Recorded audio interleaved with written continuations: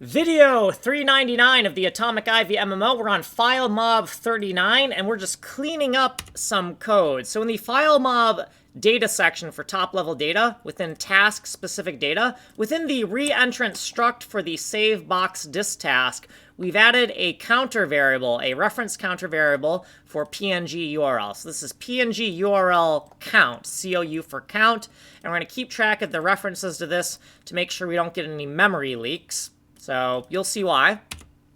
In the Filemob savebox disk reentrant task, so task iOS, iOS stands for index of step. In here, so we're in the file dialog boxes section of Filemob, we've added some cleanup code. So let's scroll down here to the cleanup step. So all the way down here in the create blob step. So there's a little bit of cleanup code in create blob. Actually, no, it's the reference counter. So this is step index 3. And down here, if we are able to create this object URL and put it into PNG URL, so this will be truthy, we're going to increment the counter. Otherwise, we're going to throw an error.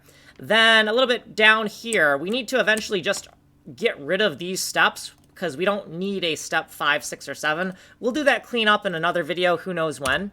And in the Filemob task manager section of the Filemob function section, task.reset all. We need to reset the reentrant task for savebox disk. So we're going to assign it to dat002 here.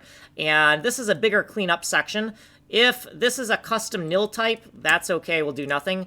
If the reference count is greater than or equal to 1, then we're going to loop backwards, or not really loop backwards, but we're going to keep on looping until the reference count goes back down to 0, and each time we're going to revoke the object URL with the PNG URL. So this should really only happen once, but it might happen more than once, so we'll yell at the user if this happens, and if the user starts seeing this, we'll do some more complicated cleanup code here. If it's 0, we do nothing, and if we end up here, we have a serious programmer error that we need to fix.